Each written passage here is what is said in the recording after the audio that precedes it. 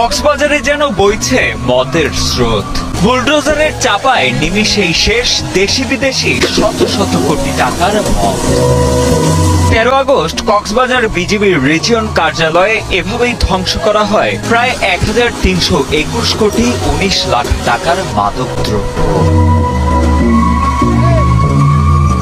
BGB কর্তৃপক্ষ জানায়, কক্সবাজার ও বান্দরবান সীমান্তে গত 1 বছরের বিভিন্ন অভিযানে এসব মাদকদ্রব্য উদ্ধার করে তারা। ধ্বংস করা মাদকদ্রব্যের মধ্যে ছিল 2,33,949 পিস ইয়াবা, 140 KG 49 gram crystal meth, 26 KG heroin, 4 KG 405 gram cocaine, 61,491 can beer ও 22,155 বোতল বিদেশি মদ।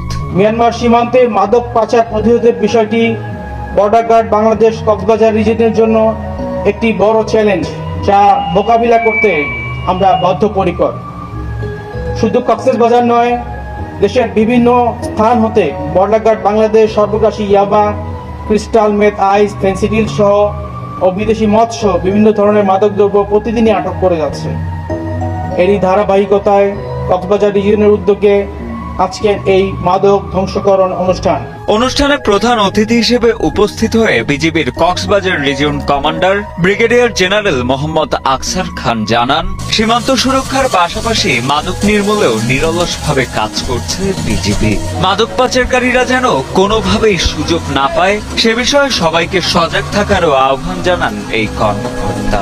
রামু এবং বান্দরবান সেক্টরের দায়িত্বপূর্ণ সীমান্ত এলাকায়, বিশেষ করে বাংলাদেশ মিয়ানমার সীমান্তে বিজিবি সদস্যগণ দেশমাতৃকার ত্যাগে, অসীম সাহসিকতা এবং জীবনের ঝুঁকি নিয়ে নিরলসভাবে মাদক চোরাচালান দমন অভিযানে অংশগ্রহণ করে অগ্রণী ভূমিকা পালন করায় বিশেষ সাফল্য লাভ করায় আমি রামু এবং বান্দরবান সেক্টরের সকল অফিসার, জুনিয়র কর্মকর্তা, পদবীধারী সৈনিক ও সদস্যবৃন্দকে আন্তরিক অভিনন্দন ও শুভেচ্ছা জানাচ্ছি। এছাড়া মাদকদ্রব্য ধ্বংসকরণ অনুষ্ঠানে আরো উপস্থিত ছিলেন অতিরিক্ত শরণার্থী ত্রাণ ও প্রত্যাবাসন commissioner Abu Saleh Mohammad Obaidullah, Cox's Bazar police super Mohammad Saifuddin Shahin, RAB 15-এর অধিনায়ক লেফটেন্যান্ট কর্নেল কামরুল হাসান, অতিরিক্ত জেলা ম্যাজিস্ট্রেট মোহাম্মদ শাহিদুল ইসলাম প্রমুখ।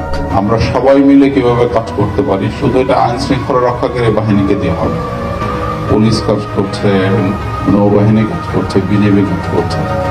পুলিশ সুপার বলে গেলেন যে সাম্প্রতিক সময় সরকার শুধু কক্সবাজারকে বিশেষ গুরুত্ব দিয়েছে।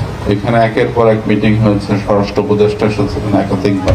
আমাদের গত 25 দিনের মধ্যে আমাদের মামলা হয়েছে 260টি।